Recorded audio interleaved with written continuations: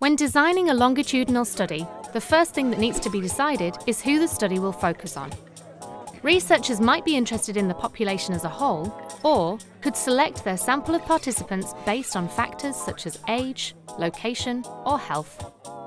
To select a suitable sample of participants, researchers need a list of everyone in the population of interest.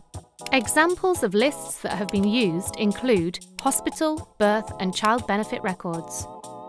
For surveys of the whole population, studies can use a record of all addresses in the UK, maintained by the Post Office.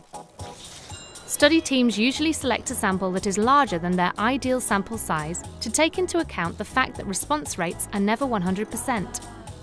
Another important consideration is attrition, that is, participants dropping out of the study over time.